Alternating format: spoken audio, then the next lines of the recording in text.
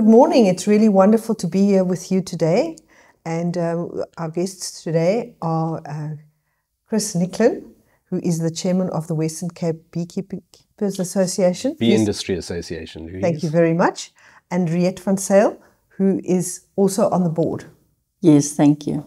Welcome. We really want to hear from you about your association and what its activities are, and also to hear about what the situation is with the bees. And we've been trying to get this together for a while now, so it's happened. Yes. Well, beekeepers are always busy, so they've always got an excuse not to be available just when you want them.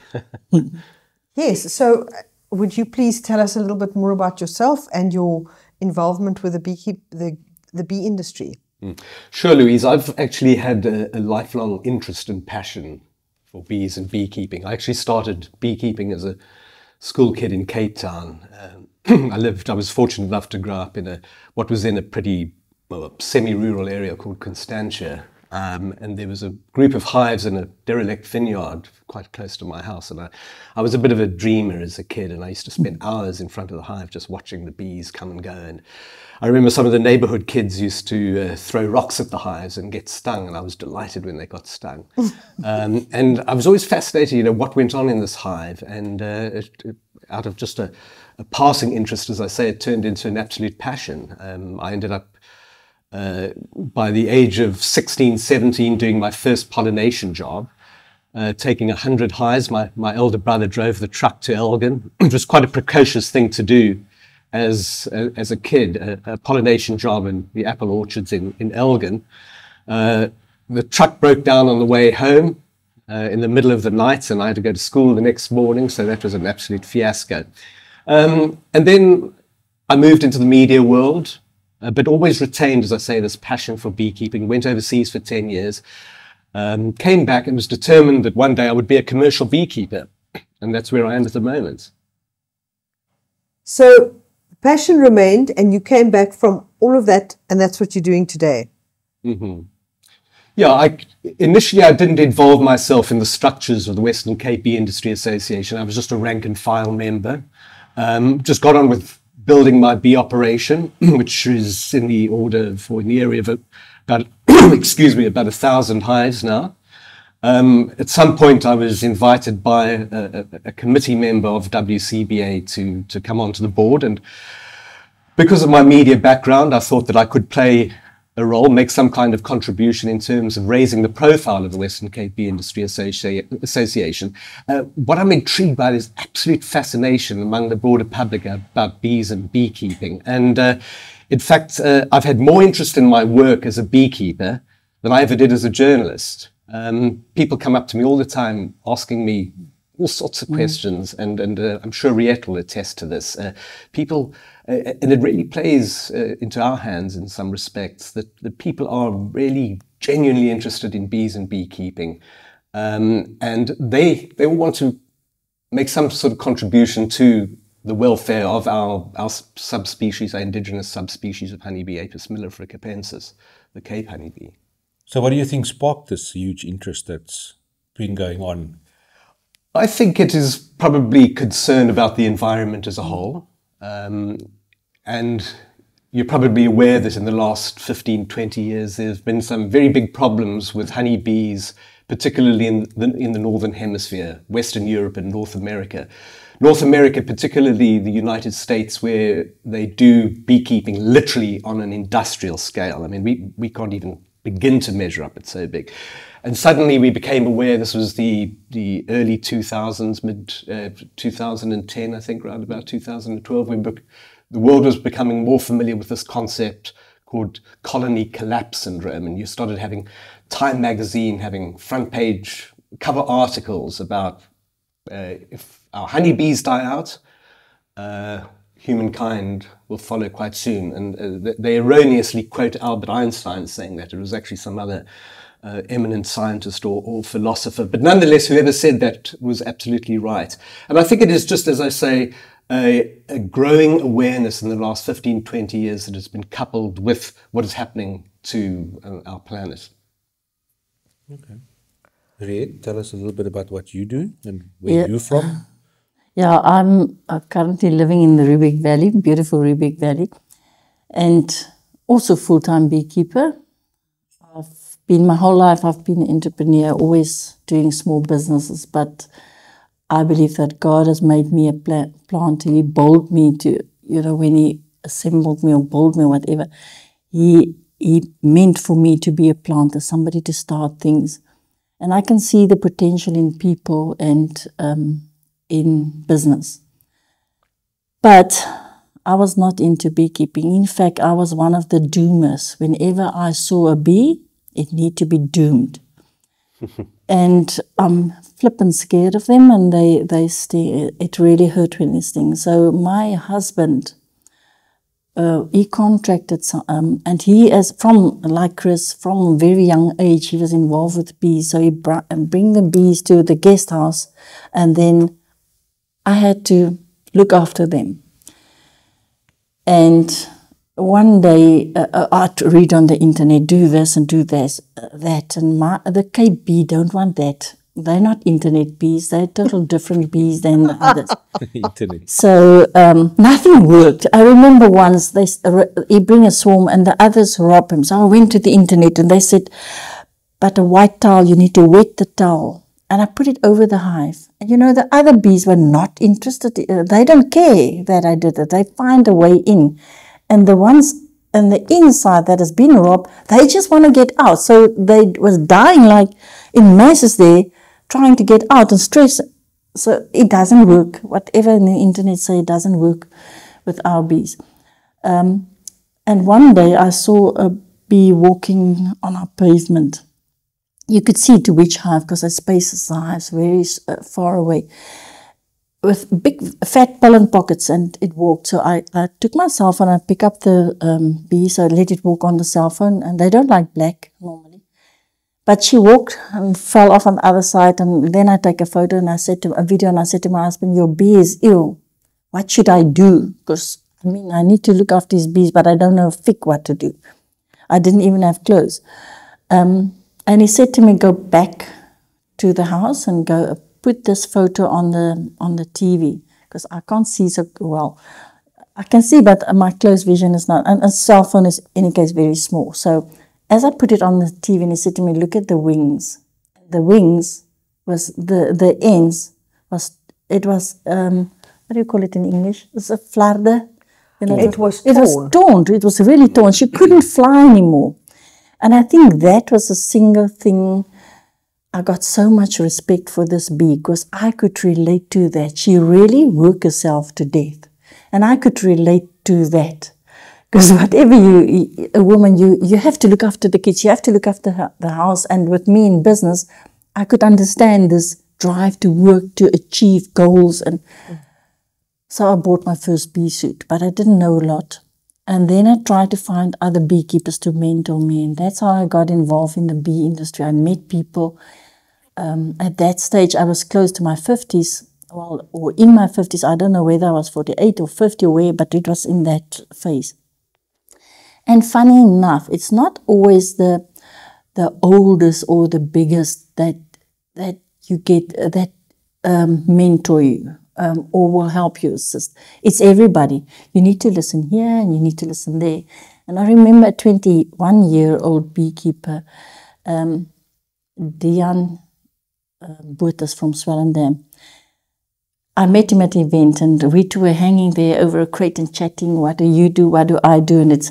And him spontaneously telling the mistakes that he made or whatever he find work with his bees. And I listen and then I go back and exactly what Chris said, I observe. And just by observing your hive, it's like looking at a lot of kids. They're funny, they're really funny. And the guards, whenever they are doing guard duty the first time, it's like you work with a lot of green, they just come into the job and they are so passionate about doing their job right, so they're guarding there, and then they saw a bee coming in. They can't wait for him to land here. No, they someone fly and meet him there. It's that kind of thing. So that's how my passion grew, and how I, in the end, get involved in the association now for 5 years already, 5 or 6 years already, that I'm into the bee industry, and I'm quite excited about the direction that the bee industry, the Western Cape bee industry, is going into, and what we achieved. And I'm quite excited about my beekeepers and absolutely passionate about the Capensis, the Cape bee. I think it's the most unique bee it is. And I think it's the most stunning bee to work with. She really don't mind a lot of mistakes that we do. It's like as if she sometimes think, you're so stupid, but let me correct it for you. Okay. So it would be interesting to know, we'll get to all the challenges that are facing the bee, facing bees in general. But tell us a little bit about the association. How many members do you have? How's it grown over time? Just a little bit of background. What do you beekeepers?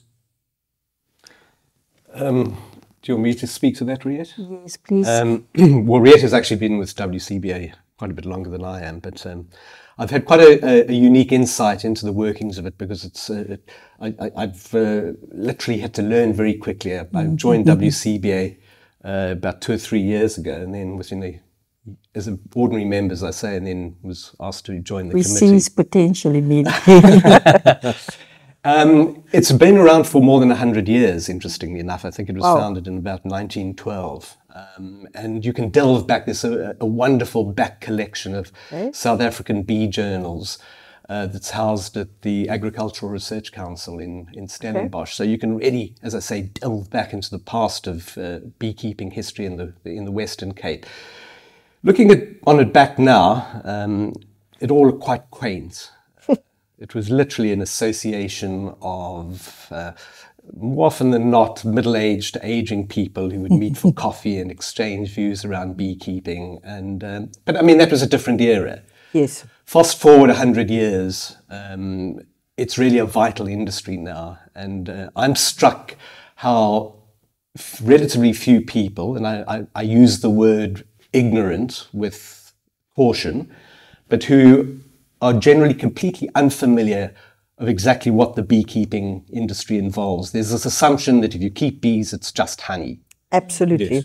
And then the moment you tell people that's really just a bit of a sideline business, our fundamental role as commercial beekeepers is to provide the critically needed pollination services in the Western Cape for our agricultural sector that we know is growing inexorably all the time.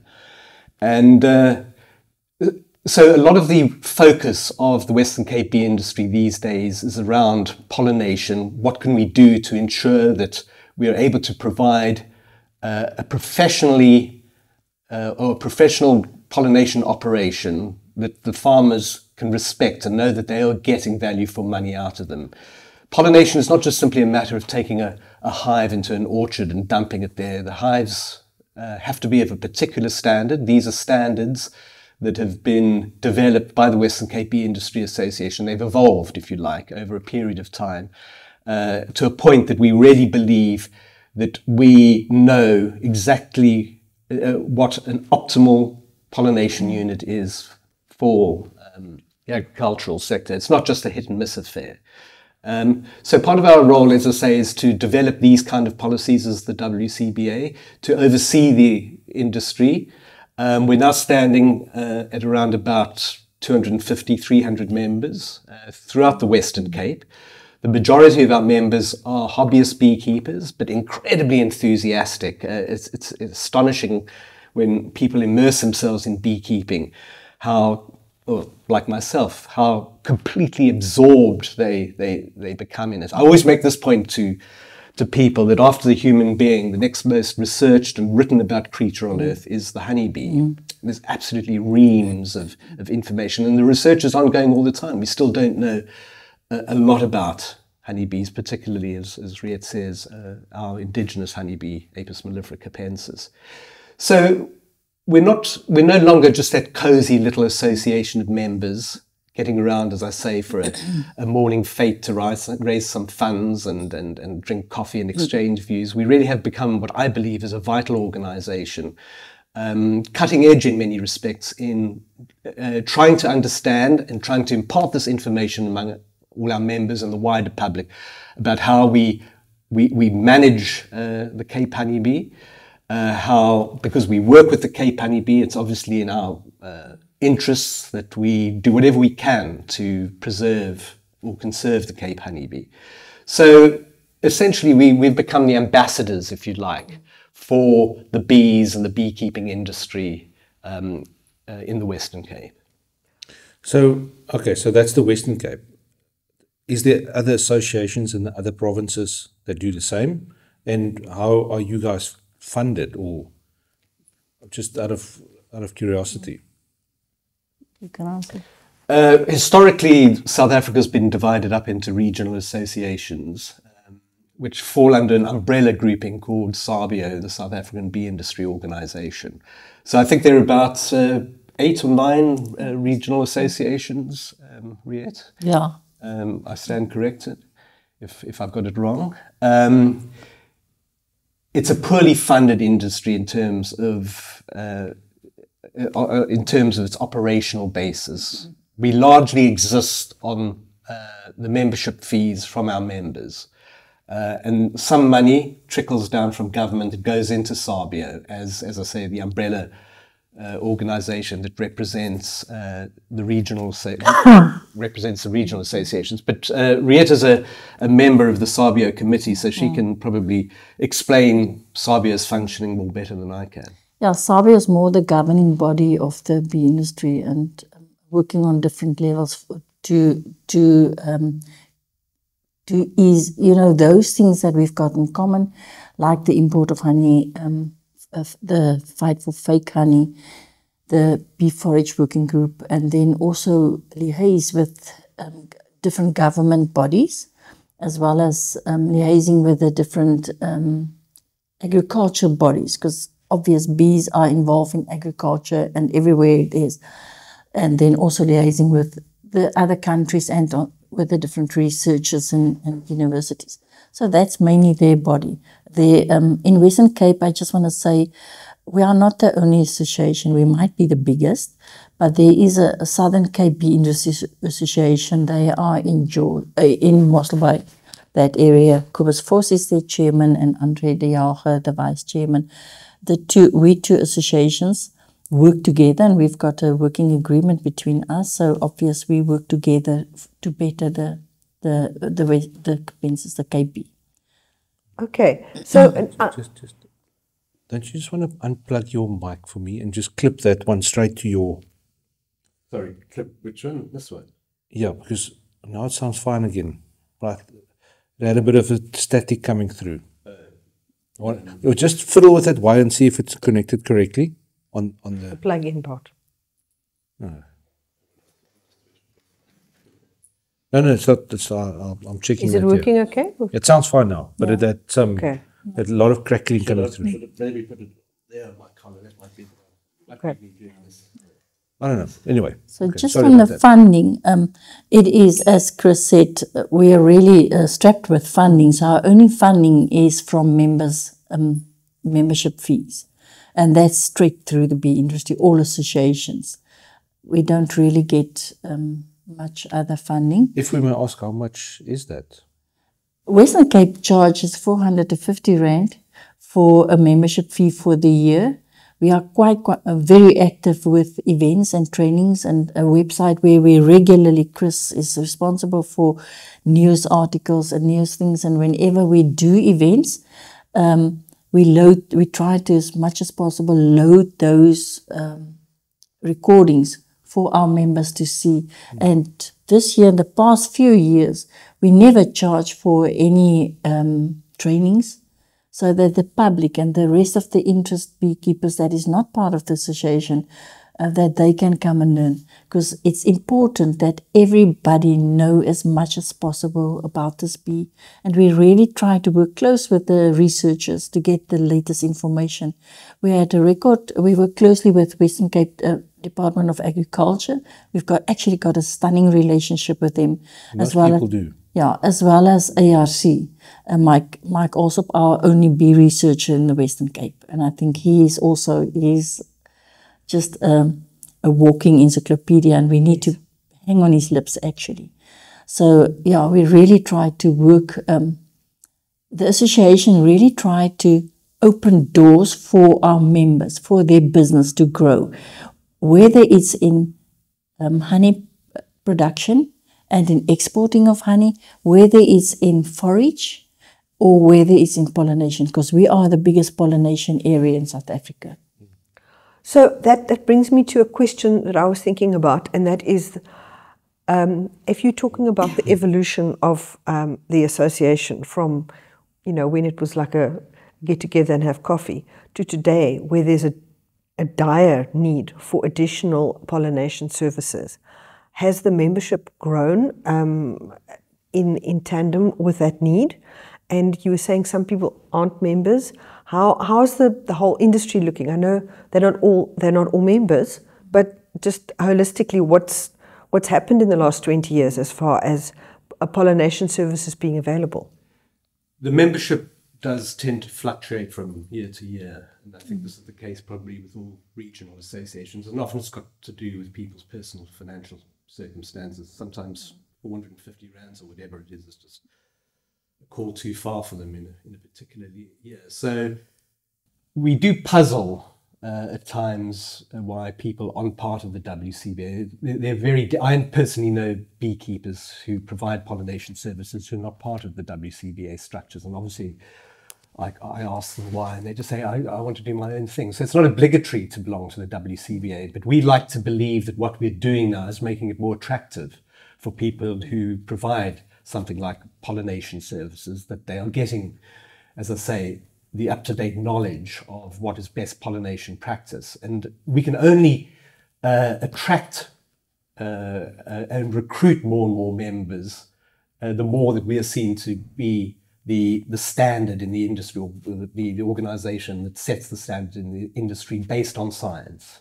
So it's not something that's going to happen overnight, that our membership is just going to swell massively. It's an organic process. But as I say, we hope that our membership will continue to grow as they understand the benefits or appreciate the benefits of the hard work that the committee on the WCBA is doing. Yeah, it really evolved to something so big. We are only 10 on the committee. And you can ask Chris, we sometimes, the only time that we two had time to communicate with each other is late at night. It really evolved in so many different sub-organizations that we had to, you have to fight for the bee. We had to inform the public. So there's kind of a public PR job as well. The association saw the need for that, and we discussed it at our AGM with the committee, with our members, and we are now going to move from an association to a public benefit organization, so that we can then lobby for a certain cause and do projects there. And you can see, as what happened the past few years is that people, the public, start believing us in what we do. Because people need to trust, in South Africa, unfortunately, they need to trust you before they give you money. And that we experience that this is where they are now. People trusting us, and they trust us with their money. So we are moving to a public benefit organization that we can receive donations, hopefully later on, and give a tax exemption. So that will bring in money for more projects. And that we can apply for funding, which we can't as just a regular NGO. Because we really need to, the fake honey thing, we need to help Sabio. We also got it's our responsibility as well. We need to work on that. We really need to fight for our beekeepers and the Western Cape honey. We've got one of the most diverse honeys in the world. The Western Cape beekeepers did very well the past competitions. They actually won Best in Africa, where judges felt that those honeys could compete in the best in the world. So we need to open doors for our beekeepers to take the Western Cape honey further. We need to fight for the Capensis bee. We need to be the mouth and speak on their behalf. And that's, in the end, we have to employ more people to assist us and to tackle these issues on a professional. And that's, so you will see it's actually a diverse business actually start to be, the association become more a business than, and there's a lot of work to do. There's really a lot of work in the industry to do. So sounds fascinating. But I want to ask you to take it one step back. Fake honey? Tell us about fake honey. What are you talking about? Well, can I just start off by saying that fake honey is a problem around the world. It's a global scam, and that's because honey is a high-value food. But it's one of the 3 most adulterated foods in the world. The other 2 are milk and olive oil. Honey is third. And people see it as an opportunity, to bulk it up, as we say, with cheap syrups like corn or rice syrup. You get the other outright fake honey, or you get the honey that's just been adulterated, where they bulk it up, particularly honeys originating in Asia. And unfortunately, at the moment, South Africa is absolutely swamped with this imported honey, much of which is of dubious origin. So it's a huge problem for our industry, because it has created a crisis of confidence in honey as a product in our shops. People genuinely don't know whether they're buying pure honey or not. And I'm afraid to say, I think some of the big supermarket chains are to blame here, that there is a complete lack of interest, if you like, in the actual origin of the honeys and what is in there. And the problem is the importation of this honey, not necessarily fake, but honey that has been adulterated. It really puts downward pressure on the local market in terms of pushing that price down. The supermarkets, and I don't necessarily want to cast them as villains here, but as I say, they certainly have a role, or bear some responsibility in terms of just how much dubious honey is in the South African market. That they want to sell this inexpensive honey at whatever it is, the price per kilogram. So when you come along as a South African producer, with your pure South African honey, and say it's such and such amount, they immediately turn around to you and say, "Oh, but I can get it much cheaper from abroad." So we have but they sell it at the local price. They sell it, yeah, but you can still, and I'll cite a supermarket now. You go into Checkers and you see that very often honey is discounted, one of their weekly discounts, where they will sell half a kilogram of honey for around about 59 rands a bottle. And in South Africa, we cannot produce honey at that price. So it's doing a massive disservice to the local beekeeping industry. And you try to help the movers and shakers to join the dots by saying, if South African beekeepers are not able to get a realistic price for their honey, and it's, as I say, it's not necessarily the mainstream revenue for a beekeeper, pollination is, but nonetheless it still subsidized funds a beekeeper's operation, the sale of honey. But if they're not able to achieve a particular cost point for their honey, it'll contribute to them driving them out of business. It makes the beekeeping industry ultimately unsustainable. And that has a knock-on effect. If there are no beekeepers around to provide pollination services, because the honey market is being eroded with all this either fake or adulterated honey from abroad, then we're going to have a bigger problem with pollination and the lack of food security in South Africa. There's this huge drive towards sustainability, but economic sustainability is also sustainability. Absolutely. If as I say, if beekeepers can't earn sufficient money for their honey, it's going to drive them out of business. So, as you're suggesting, the business models that we follow will eventually become economically unsustainable. So, I see there's been a couple of people that popped up on social media that is doing bee tourism. Is that doing a good thing for the industry? Is it? Do you know about it? Yes, I do know about it. The concept of AP tourism has been borrowed from abroad. It's quite extensive in parts of Eastern Europe. I believe that AP tourism, it's done on a very limited basis in South Africa, but I believe that it could contribute to the local tourism sector, because we've been talking about this unique honeybee that we have here in the Western Cape, the Capensis, that pretty much occupies the fynbos biome, co-evolved, probably the only bee in the world is actually co-evolved on its own plant kingdom, Fynbos.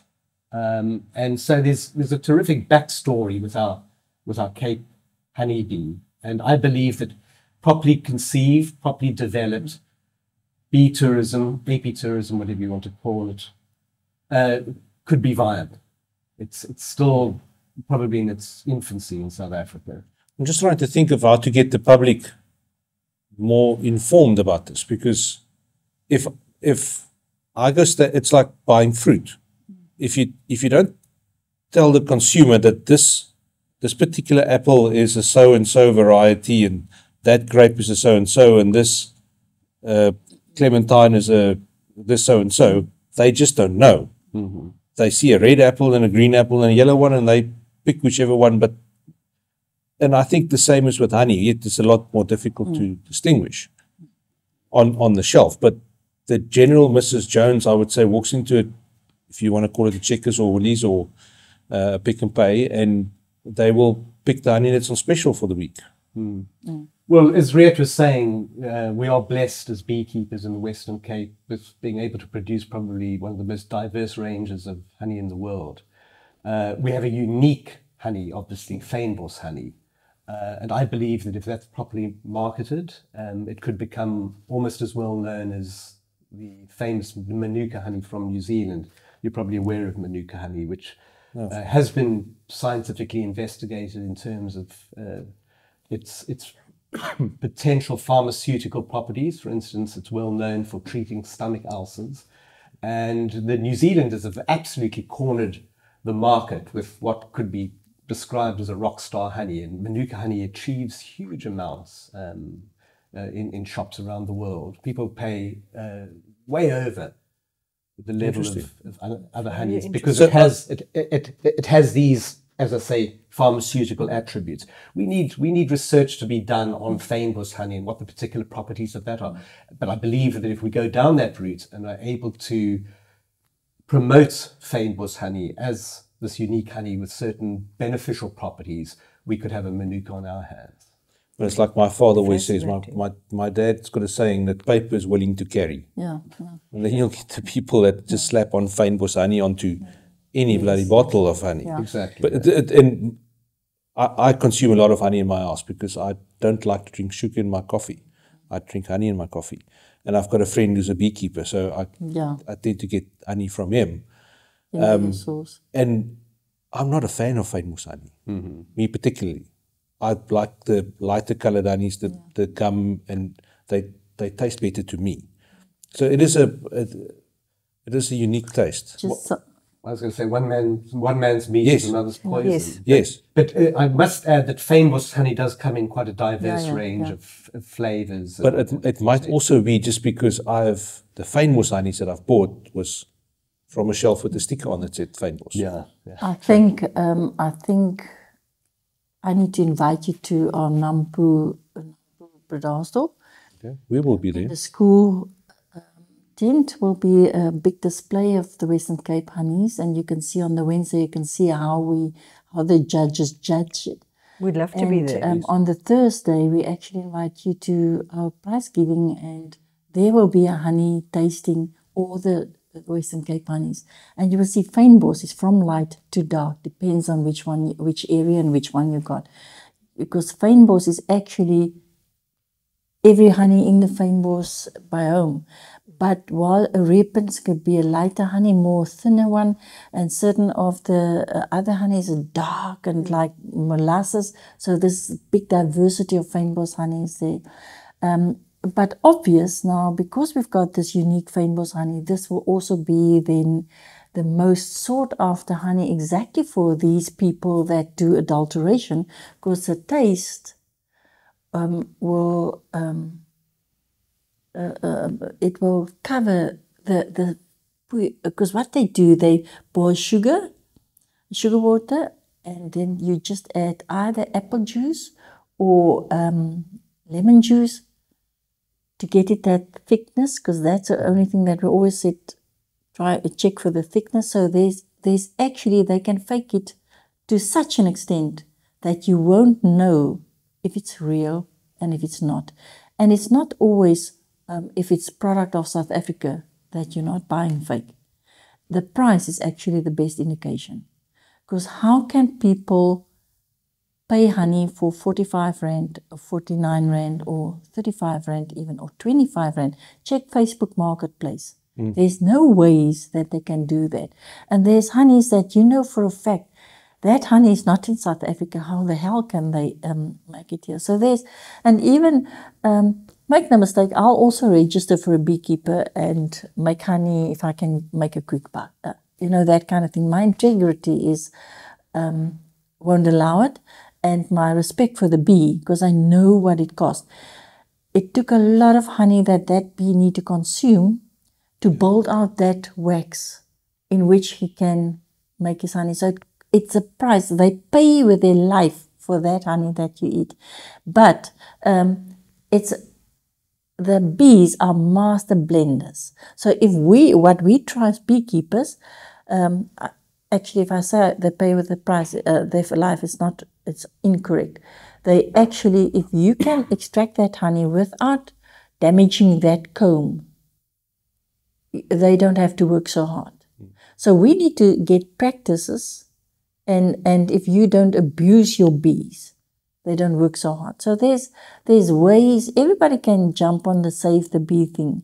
But even if they do that, they still abuse the bee. If you work with your bee, and the focus is on why the bee is so special, and not what material gain I can get out of it. I've got no problem with that, but work for your bee. And the sole reason why our bees really is in danger is forage. But you will see people join the project, the Save the Bee project, but they don't even give the basic thing back. They do not plant. The farmers need bees because they need to provide for food security. So everybody need to plant. And it doesn't help you to plant. A beehive need to get 2 hectares of food to sustain that year. So this is a hell of a lot of plants. And the only way we can do that is to plant trees. But the time when the bees need it the most is from January, in the warm months, January to June, July. And to find that trees are difficult and really a challenge. So if we really want to help the bee, we need to plant trees, not in certain places, right over South Africa. Before we get into the forage discussion in too much depth, and I'm sure this is an area that you do want to question us about, I just want to refer back to the adulteration of honey. In South Africa, we have very clear legislation about what is pure honey and what isn't. We conform with something called the I've forgotten it, the Codex Alimentarius, which was set up by the United Nations Food and Agriculture Organization in the 1980s. And it very clearly stipulates what honey is, and most of the world observes that. Essentially, honey has to be the work of the honeybee, nothing else. And our legislation in South Africa conforms with that very clearly. Our big problem in this country is that it's not enforced. I think I'm right to say that, Ries? Yeah, it's not adequately enforced. We've got the legislation, but people, you walk into pretty much any corner shop in South Africa these days and you'll find blatant fake honey. Well, it's like most things in South Africa. But the easiest way, I think you said you buy directly from a beekeeper, and you will find people phone me and then they will say, I bought this honey, especially now in winter, and I consume it, but I don't get better. So they use it for the medicinal value. When you got a sore throat, you eat your honey and it get better. And people will say, but I don't get better. And that's immediately, it's either overheated, where the enzymes is died out, or it's sugar water. So this is a clear indication. So that's why you know that you get a good thing. This is actually the first thing that people will say to you. But it's very tricky to find out. And currently, fax laboratories can tell you which sugars and what is the water content, but we do not have labs to really test if it's fake. That's very expensive. You have to send it through to Germany. Yeah. Jeez, So we need to get, it's one of our ultimate goals from Sabio, and I think all the industry, everybody should work together to get our own labs in South Africa. What kind of labs do you need to test that? The test, I can't remember, it's a lot of tests that they need to done, and it's quite expensive. Yeah, as Red says, there are some basic tests that it's got to do with whether it's the nectar sources from a C3 plant or a C4 plant. Yeah. And the tests, the current tests that we use in South Africa can establish whether a honey comes from a C3 plant or a C4 plant. Excuse me, what are C3 and 3, It's 3 the 4 different plants? sugars.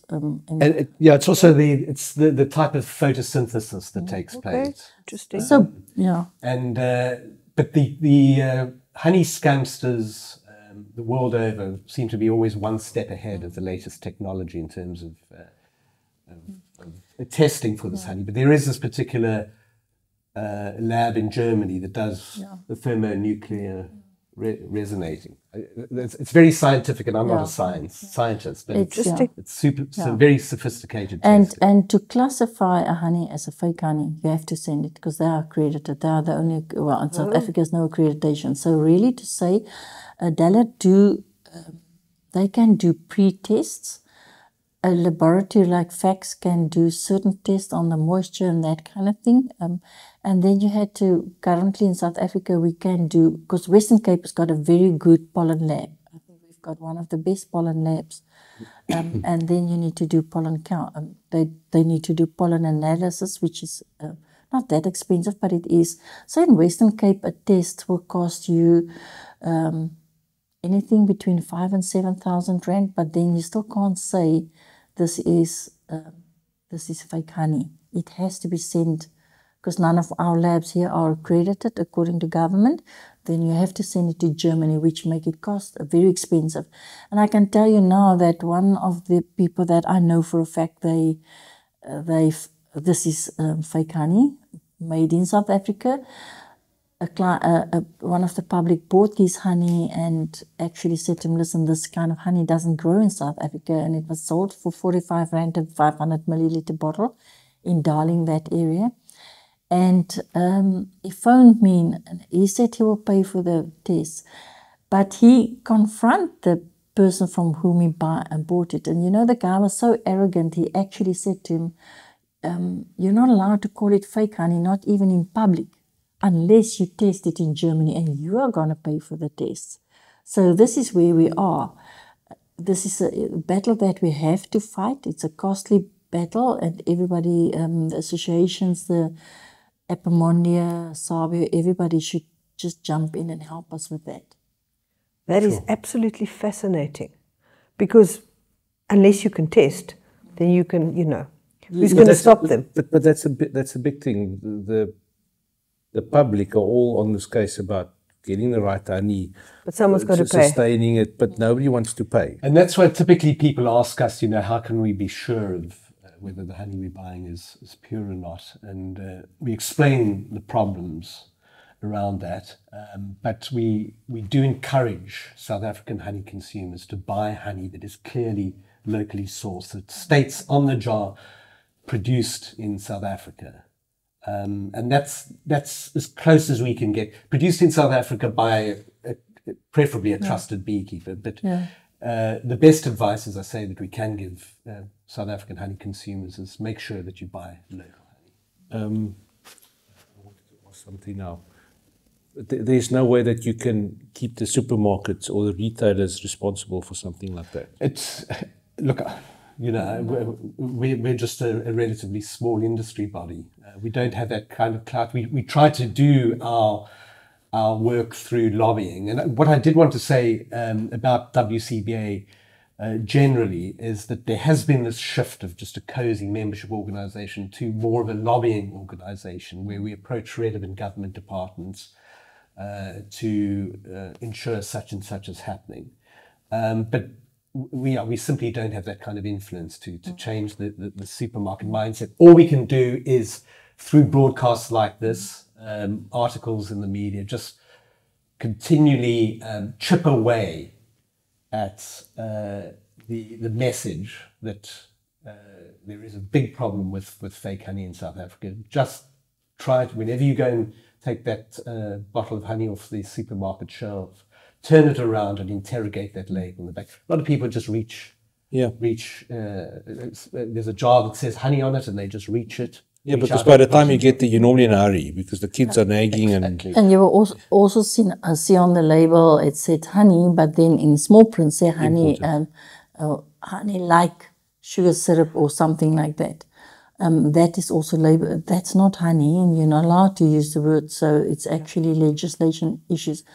Regarding the supermarkets, I think they are just as ignorant as we are. Some of them do it deliberately. The ones the big supermarkets that I contacted immediately removed that brand. But you see, I think somebody will come and introduce it to them and they will buy it. Because they also don't know. And especially if you look at the Facebook marketplace, how many of those things, because it's easy for me because I know the guys and I'm suspicious and I know what it costs. So I can very easily order it, but the general public won't. Okay, so sorry to interrupt you, but okay, so on that topic of cost, if whoever listens to this in South Africa looks at buying honey and they see, okay, right, well, this is 35 Rand for half a kilogram pot. What does it cost? That should immediately set the alarm bells ringing if you see honey. But again, low cost point. If you don't know, you don't know. Yes. So, as a thumb suck per kilogram, roughly, is it 100 Rand, 120 Rand? I would safely guess that if you are selling your honey for less than 90 rands a kilogram, you don't have a sustainable beekeeping business. The work that is involved in producing a kilogram of honey is absolutely enormous. Never mind what the bees put in. They reckon that a regular 500-gram jar of honey requires bees to visit as many flowers the distance of visiting those flowers will take them twice around the world. So that's a massive amount of work just put in by the bees themselves. Never mind the work put into developing the beekeeping infrastructure by the beekeeper. You have to travel vast distances now as beekeepers to keep your bees in areas where there is viable forage. And Riet was talking about this a little earlier, that we're in a huge catch-22 situation here in the Western Cape, that we just do not have sufficient forage for our bees. South Africa is actually a relatively unfriendly beekeeping country. We only have a commercial bee industry in South Africa because eucalyptus plantations were developed 100 or so years ago for use in industry and agriculture. But with the regulations around eucalyptus trees, there's fewer and fewer eucalyptus trees to sustain our bees in the hot, dry summer months. I can give you this example. South Africa consumes in order of 8,000 tons of honey a year. We produce, as South African beekeepers, we produce less than 2,000. So we're importing about 8,000 tons of honey a year. Once again, much of it's of dubious origin. Greece, for example, is a country, 10th the size of South Africa, probably even smaller. Yet it produces 20,000 tons of honey a year, as opposed to our 2,000 tons of honey a year, because they've got the right forage. What is the forage that they use? In Greece, yes, a range of exotics, obviously, that don't grow here in South Africa. I'm not entirely familiar with the exact bee forage that they have in Greece, but it's nonetheless clearly forage that is very suitable for having commercial beekeeping operations. Yeah, and with the water scarcity in the Western Cape, forage is a problem, and what you plant is a problem, unfortunately. You really have to look to drought-tolerant plants, and for plants to grow, it's going to take time. Mike Alsop always said, we are actually really in a crisis now. Forage-wise, we are really in a crisis. So to me, this whole fight should all be about planting for the bees. Just on the honey thing, you know what Chris said now about the price and the production cost of the honey. The adulterers will just raise their price. Yes. And they want more money. you actually, unless you police it, unless there's people that we can do the tests, and unless we can safeguard that for the public, and WCBA is looking in ways how to do that. It's a lot of work and a lot of research, and we need to go to the other industries, to the milk people on the milk board. How do you tackle your adulteration? And we need to learn from the others, agriculture, associations, what do they do? And trying to, because we have to fight, we have to keep on fighting, because the public really don't know. And due to that, and you know, the only way we really can say to the public, you will be sure, is to buy directly from your beekeeper. But what about somebody that doesn't have a beekeeper close by? You see, that's the other thing. And also the work for the beekeeper, because he needs to put a day aside to make honey. Yeah. That's right. What we'd like to do as the WCBA is set up some kind of system where we are able to authenticate the honey of our members by, you know, for instance, supplying them with a sticker that they, Yes, I was thinking they that. put on a jar and say this is authentic Cape honey. But once again, it's, you know, how difficult, how practical is it to set up that kind of system? What kind of policing will it require? So it's not just simply a matter of imposing a system. There are a lot of practical issues involved that might be difficult to implement, but nonetheless, we're looking at this as a possibility, and at least, or hopefully, it'll go part way to challenging the dire problem that we have with fake honey. Well, Louise and I were just having this discussion on the way here. Sometimes you've got to crack a couple of eggs to make an omelette. Look, I'm totally against these armchair warriors, but sometimes they do get a message across every now and again. Is where I think that the supermarkets, be it who they are, needs to be called out, because they've got all these regulations in place for the farmers about sustainability, and you must use this and you can't use that, and the list is getting longer. I think those kind of things, there must be something like that enforced on the supermarkets. That forces them to buy local honey produced ethically. They can buy the other ones, but it must be clearly separated. And I think that's the only way. You need to hit them where it is. That was you know, the inspection of the beekeepers to check that they do ethical beekeeping, and even inspected the hives in the production of honey as one of the things that we thought to incorporate in the pure Western Cape label that we are working on, to just get the public to understand that from that label, we as an association vouch that you will really get the real thing. You can trust it. Just on the Western Cape honey, I attended at the Sabio AGM, a professor, she's a medical professor, and I stand under correction. I think her surname is Van Vuren, but we're going to bring her to the Cape. She is doing extensively research on Manuka honey, and then obvious, and the medicinal values on it. And then she also did the South African honey with it. And she also did the same on propolis, because you know that propolis is antiviral and it's actually very good medicinal values also for us.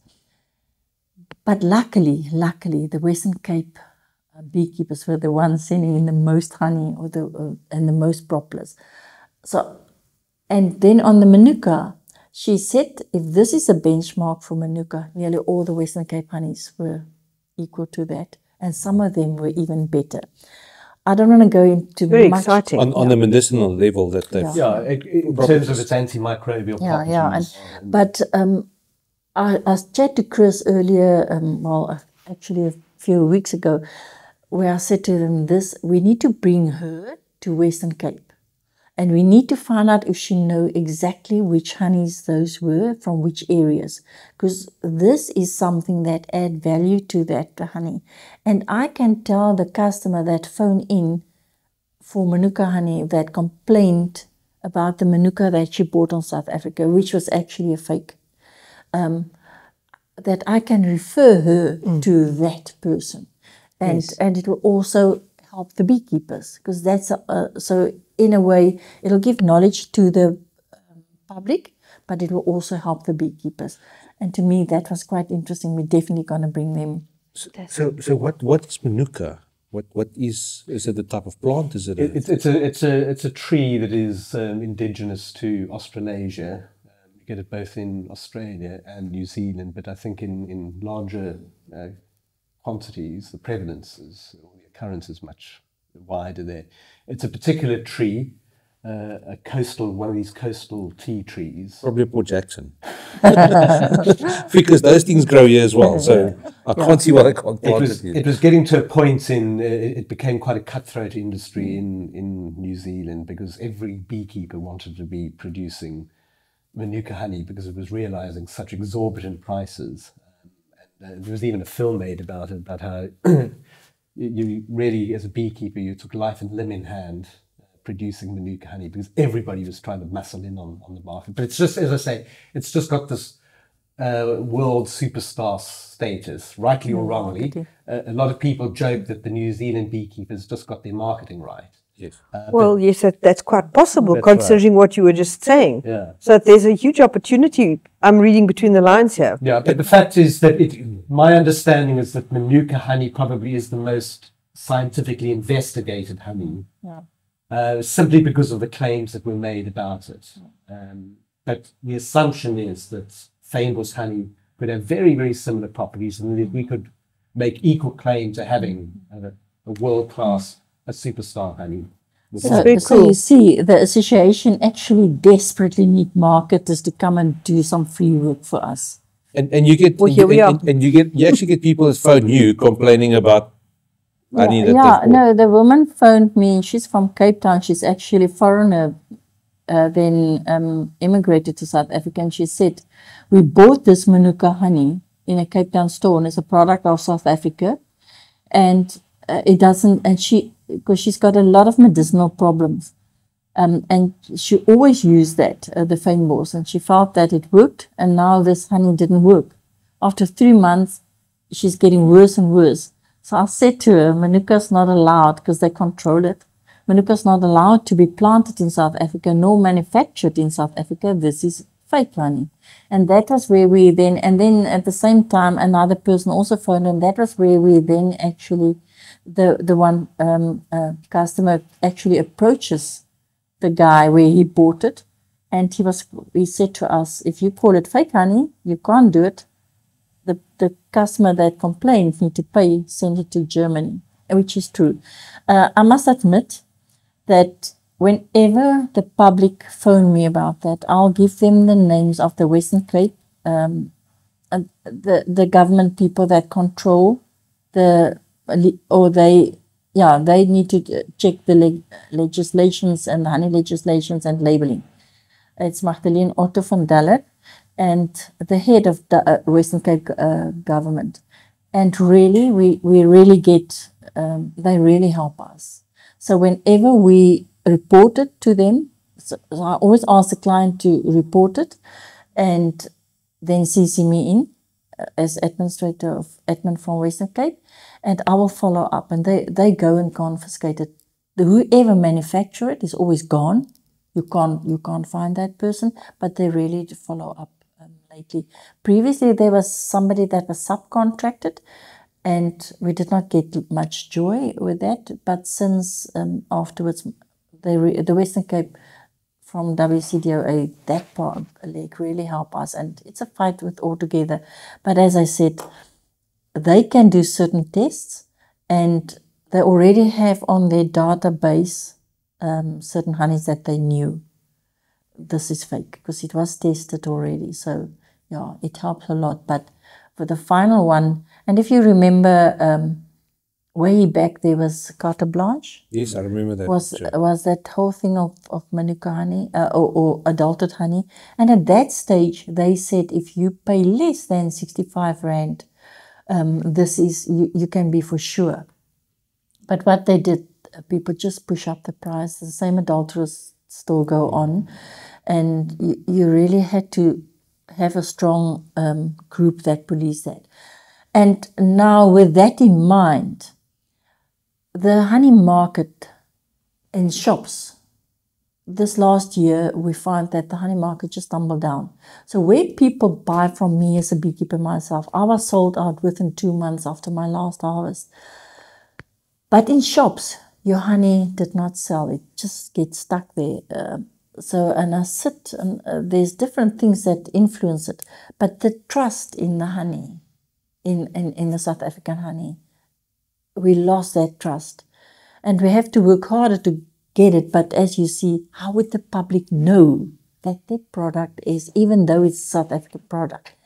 And that's, so there might be beekeepers that's now selling for 75 or 80 Rand or 65.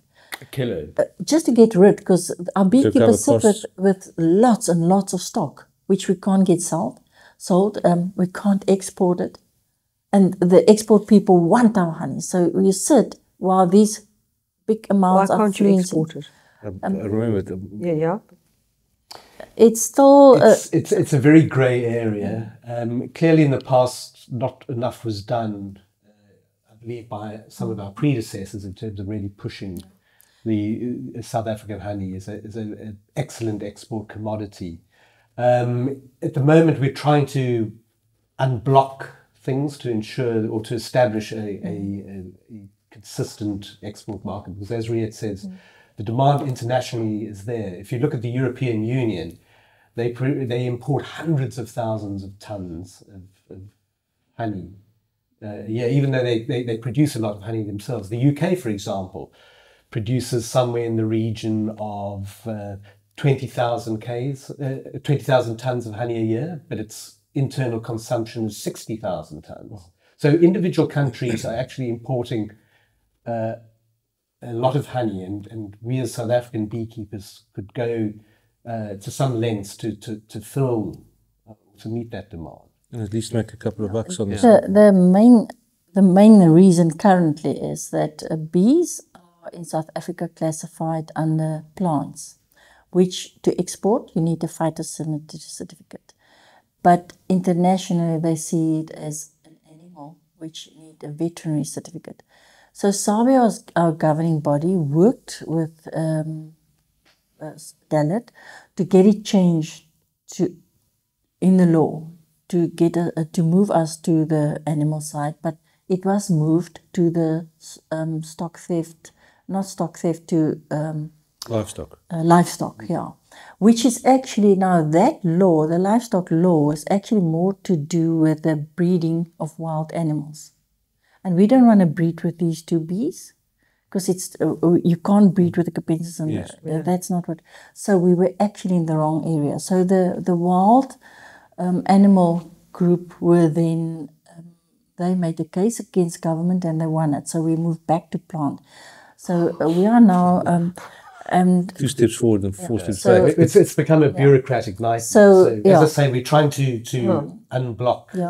And we now just need to sit down with government and see what is with the national government, and we will do that. And I think they will understand and help us in that, because this whole export of honey can open up a lot of doors. If you think of it, if we plant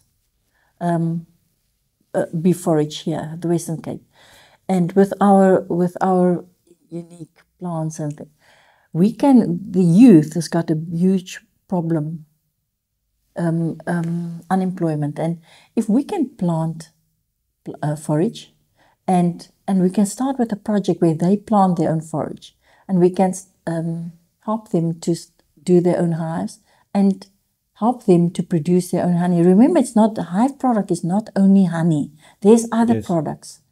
So if we can work with that, and there's a potential to help unemployment to help the previously disadvantaged people. One of our members, Ahmad Kazi, is actually, he started with 5 hives, he's now 20 hives. I don't think whether he's got more at the moment.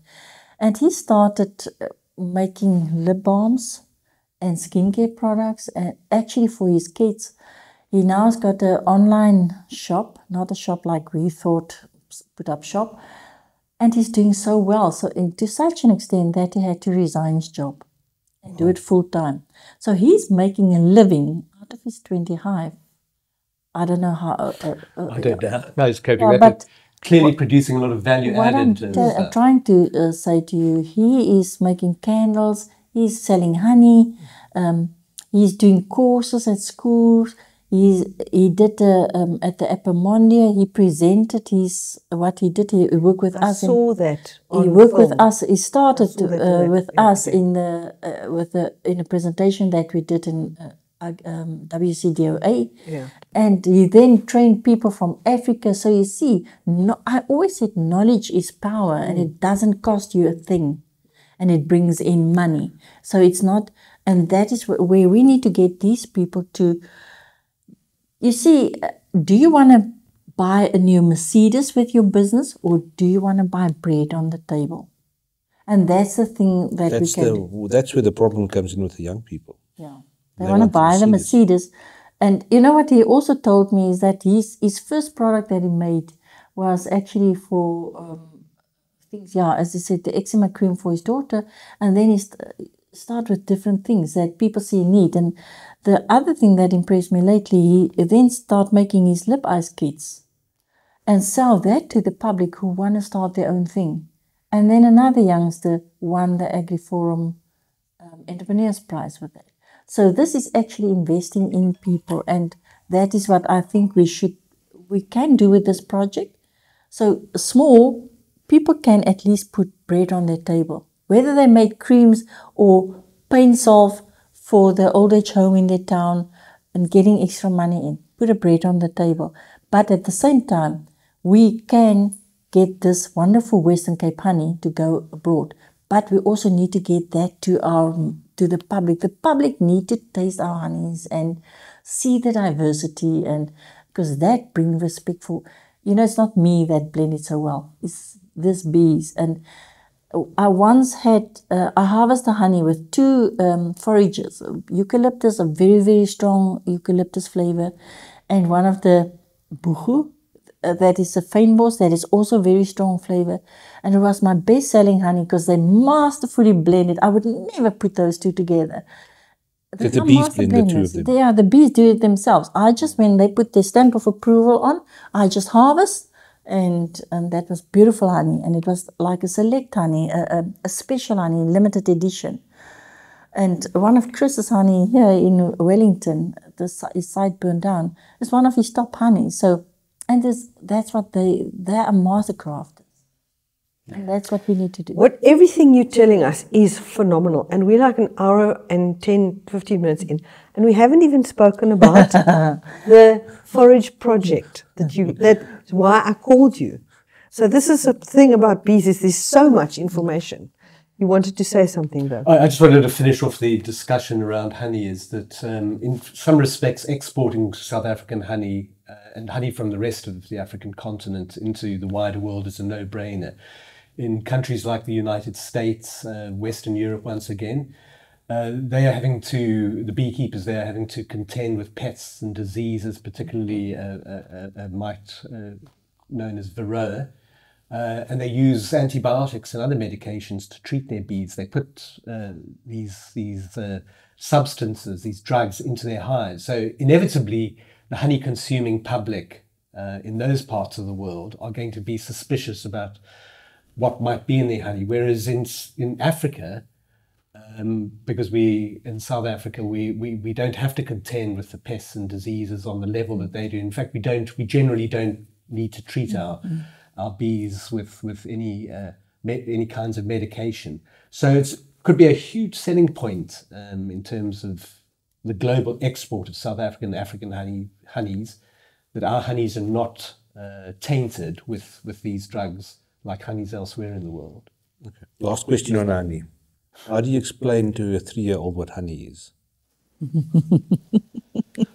It's a long time since I've had a 3-year-old, so I'm not sure what I've got one, so that's why I'm curious to know. Well, it's something that would amuse kids, that it's what bee vomit. Yeah, that's what I said to them as well. Then they won't eat honey anymore. It's sweet and tasty, unlike other vomit. Yeah. I always say that's a cure for seasickness. You must eat a lot of bar ones before you go. Makes it taste better when it comes out. No, but the beautiful thing is that the bees has got a separate honey tummy. So it's not like, Okay. yeah, so the honey tummy is a separate thing. Tell us about the forage project. Rief, that's your area. Well, you're referring to the bee industry strategy that Yes. was launched in 2018. Look, that was an incredibly ambitious project, and I think to some extent modeled on a similar initiative that was launched by Barack Obama when he was president of the United States. As I say, incredibly ambitious, well-intended, but just too many issues. It's got bogged down in too many issues and has barely got off the ground, if at all. And I'm just concerned that it was just too immense for it to be practical. And I know some of our leading bee scientists think it's a non-starter. Rief, what's your views? I'm the chairperson of that bee forage working group at the moment. And it is ambitious. I think it's really is too big. So what we did is Western Cape started with a meeting with government where we actually put everything on the table. You know, beekeepers don't have our own ground. I visited the farmers, many farmers, to find whether there is available land. And they've got available land, but no water. You can't plant anything because we are in a drought time.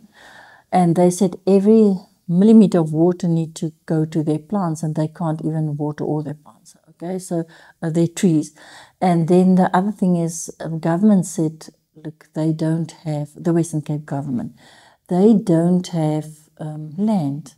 Yes. And the land that they've got, we are lower down the chain in the whole story, because they need to make sure that for housing and for previous disadvantage. So the cake is just so big.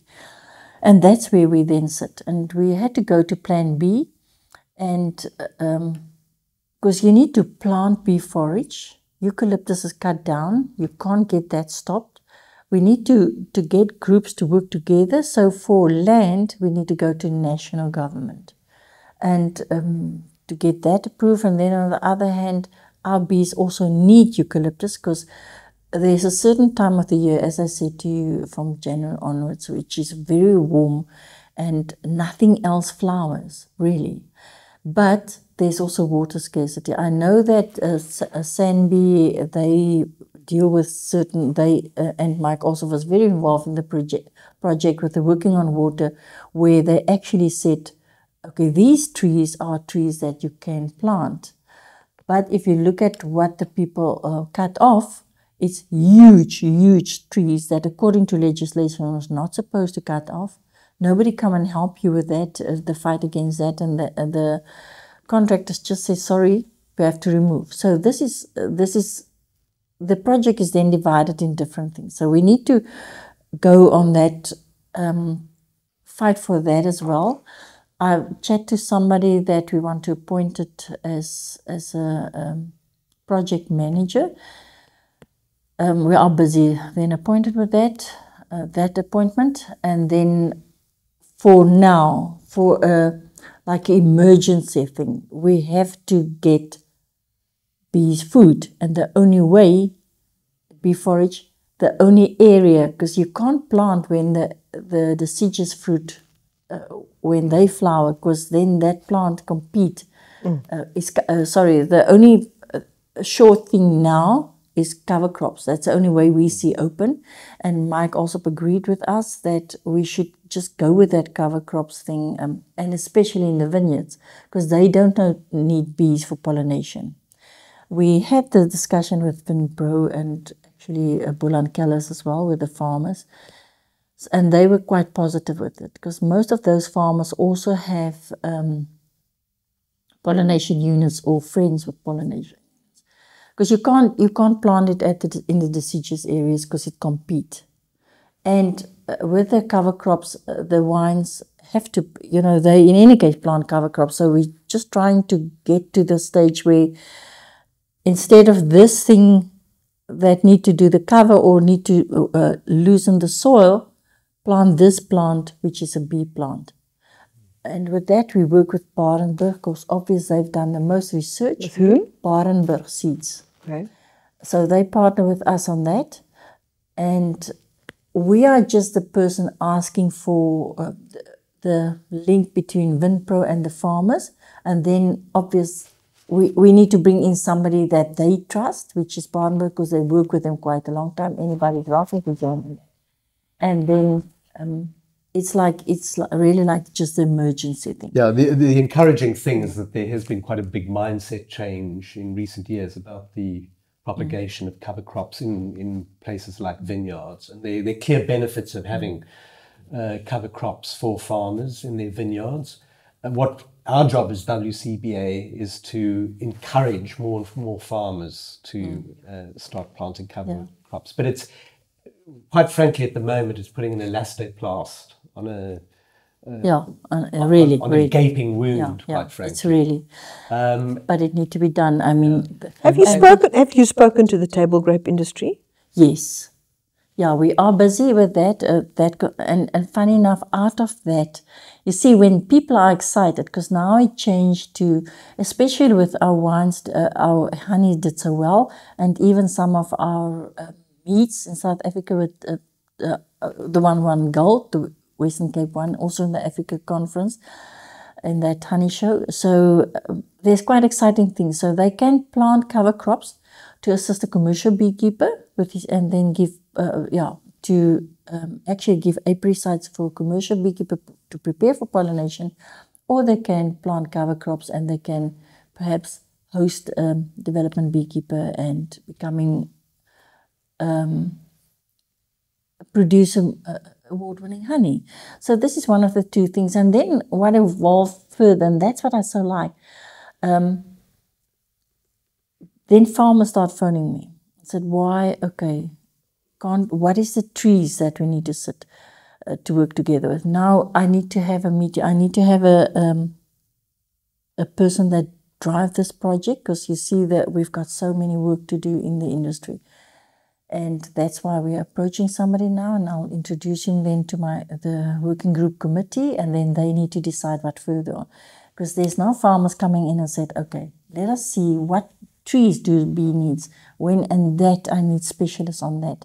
Obviously, the group need to decide on that. My working team need to decide on that. So yes, with the amount of hives, if Mike, the research said 2 hectares per hive, then it's tremendous amount of forage that we need to plant. But the other problem, Riet, is it's all very well to plant these trees, but this is a long-term solution. Trees don't start becoming nectar-producing trees overnight. So we're talking about like 5-8 years. We're talking about a strategy, as Riet says, 5 to 8 years. What worries me in the interim is there's little understanding around the policy of just the wholesale removal of eucalyptus trees.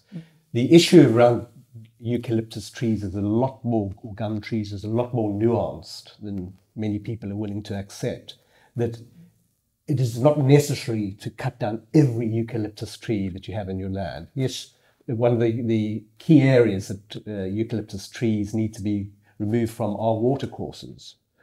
But very often... There's a question, because she said that they went in and cut down everything. Yeah. I mean, where the mandate said something different. Yeah, where it's not even close to a house or water area. Yeah, there are clear rules and regulations about what should be cut down and what can be retained.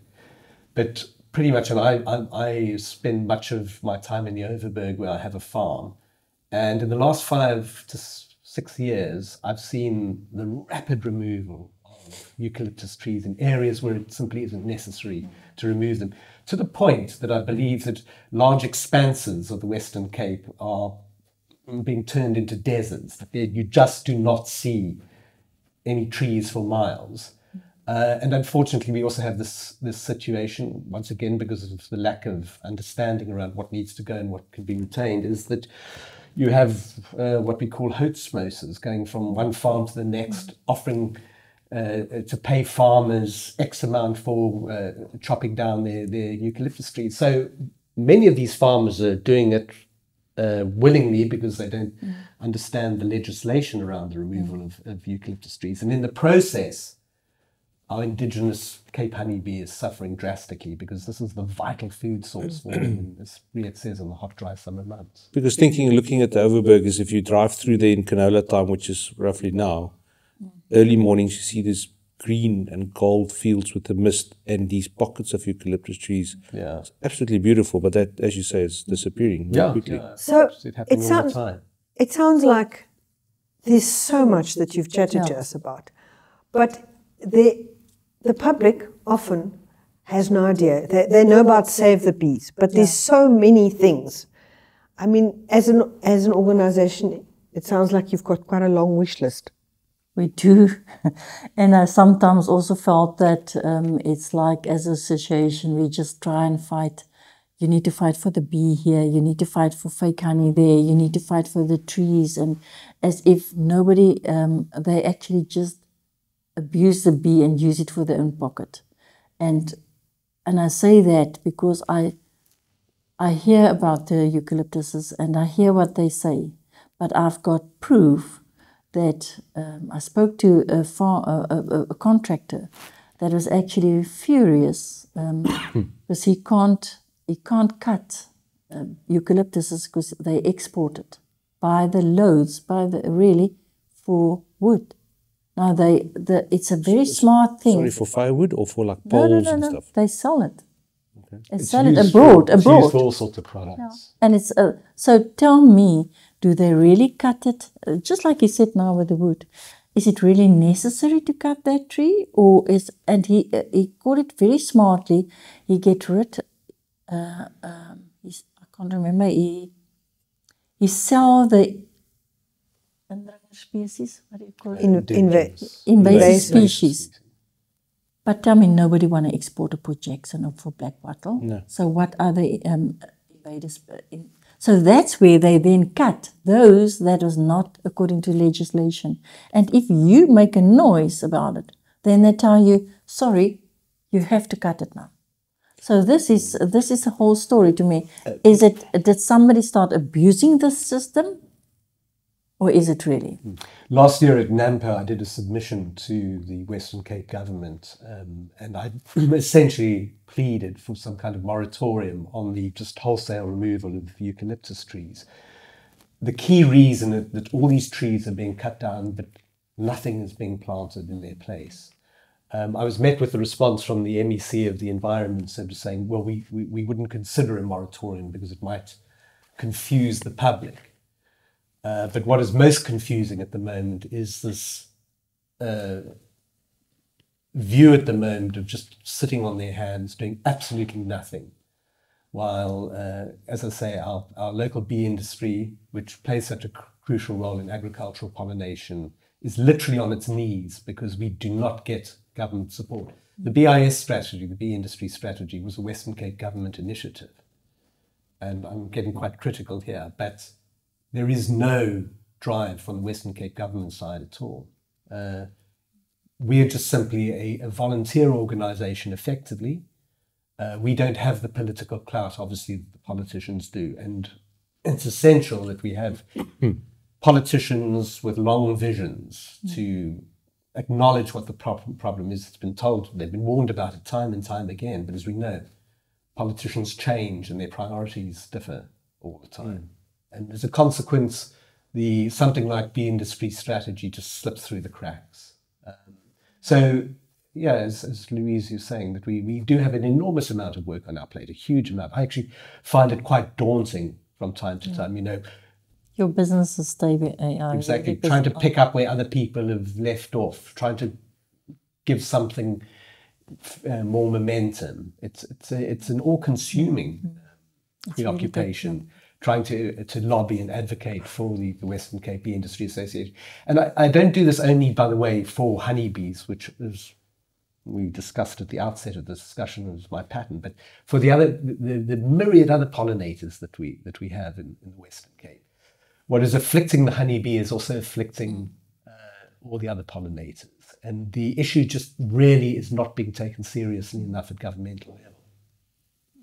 So, okay, because we are focused on agriculture, and hopefully the people listening to our podcast are people in agriculture. What like Louise asked, what's the message for the Mrs. Joneses? But what's the message for the farmers? Yeah, we are so reliant on farmers, as Riette says. I'm in a very fortunate position that I've got my own farm, which is a fynbos farm. But I can't be smug. I work with a lot of beekeepers. I serve a lot of beekeepers who don't have land to keep bees on. They need the support of the farmers, because in turn, beekeepers also are providing a very valuable service back into the agricultural industry. But we know that a lot of farms, you were talking about the canola, they look absolutely spectacular when they're in full bloom. But a lot of those farms are monocultural environments. We understand why that is. Yes.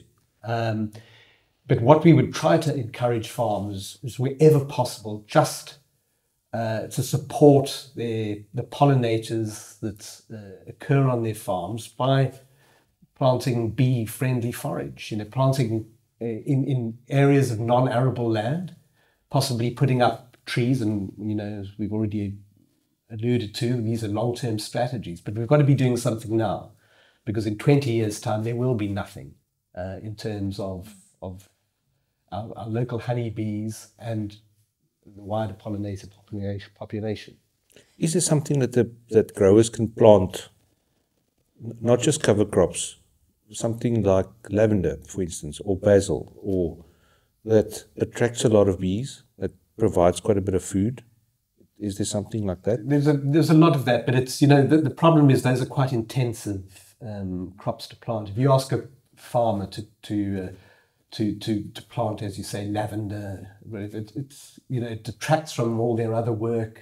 Yeah, but not to farm it on commercial level. No, sure. But if you plant it along fence lines. Yes, if you drive into a lot of the farms, you'll see big lanes of palm trees and aloes and all sorts of stuff. I would rather say then go for, instead of the palm trees, go for another tree, bee-friendly tree. There is, if you go to the SANBI book website, there is a booklet, not a booklet, a book, Strelitzia 37, Strelitzia /37. They can download it for free, and all the bee plants of South Africa is in that, and you can specifically check the pollen value and the nectar value. And it's important that you plant bees, trees with a pollen and a nectar value at least 3 and up, because otherwise, and then you need to check, because as I said, the time when we need it the most is from November, December, January. But now, if something flower now, we've got enough canola and everything. It doesn't help you think. And then the other thing is, we really desperately need it to be, the farmers need to take the project. And because then the water is, when the tree is set, when it's grown or big, then at least you don't have to water it. You can find its own water and not that much work.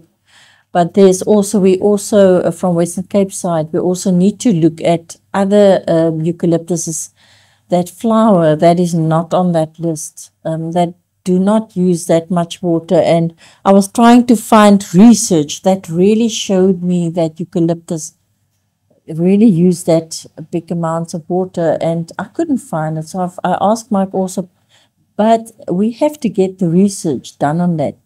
My other question is also, we need to go and investigate why certain countries in Africa removed eucalyptus and now en masse plant it back. Really, why do they do that? What is the experience? was it really water? We need to find out what the reasons are, or what is perhaps the plant that is an alternative, a good pollen alternative for a nectar alternative for the eucalyptus. We need to find that. The unfortunate thing in South Africa is that we have relatively little research into honeybees, despite the stellar efforts of people like Mike Allsop. Countries, as I said earlier, like the United States, which do beekeeping on an industrial scale, literally have armies of honeybee scientists. And yeah, we have a small band, but we're just not getting the research that is absolutely vital to guide the industry.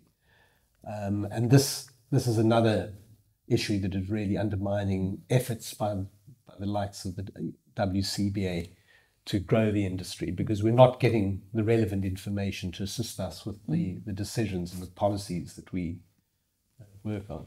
And you have to, just like the people that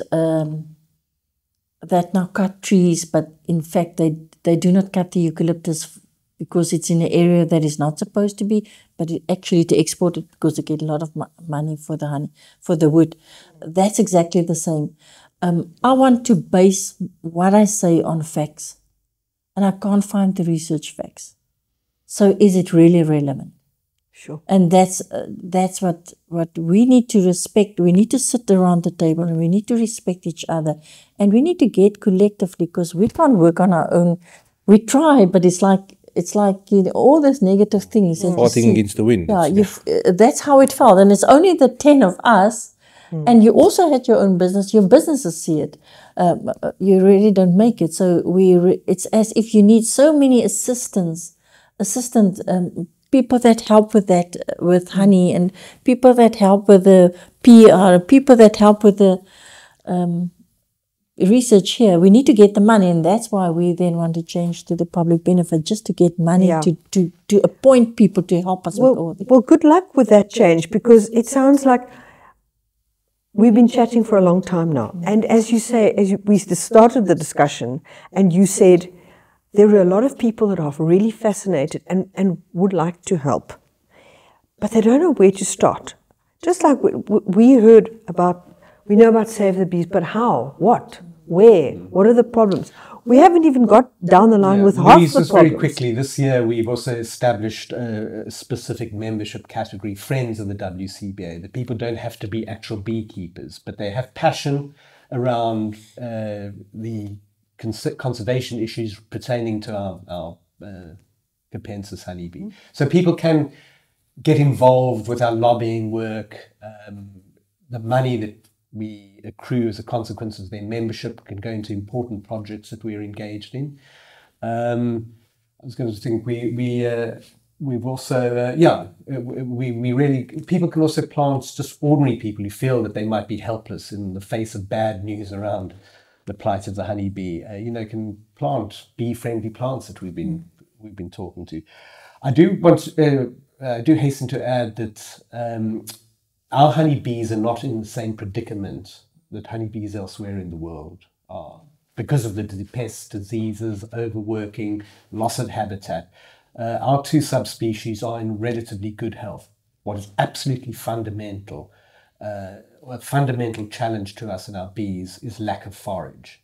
And if we don't have forage, the bees are going to get sick eventually. So it's basically a train accident that's waiting to happen. Thank you very, very much. It's been very interesting. Do you have a question? I do. I wonder if it's not been answered already, but we can have a go at it.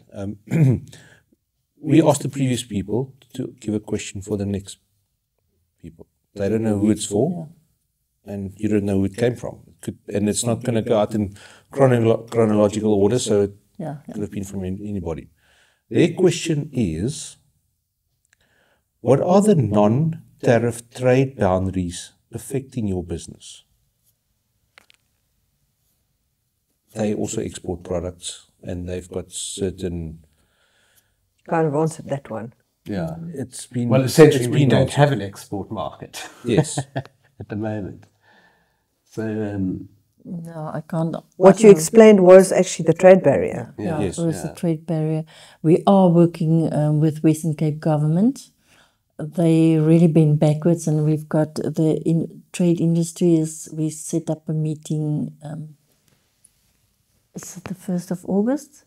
Yeah, in August. Yes, in August, beginning of August. Somewhere in August. I must just check. We don't want to date the podcast. Yeah.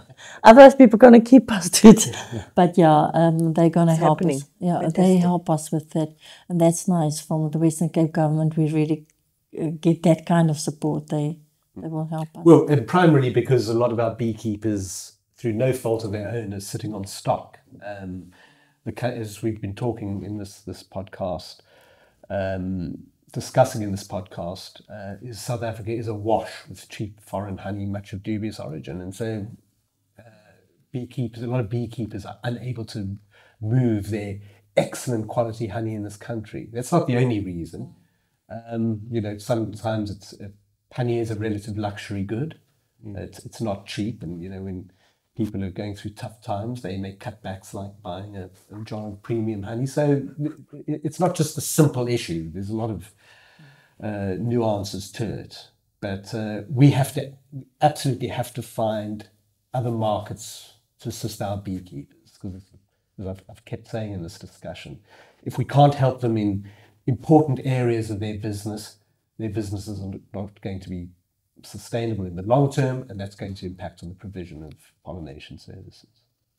Oh, thank you guys very much. Thank you very, very much for an incredibly interesting Pretty sure we can discussion. go for just this I long. know. It's absolutely fascinating, and we really appreciate your time. With pleasure. It's welcome. Thank you.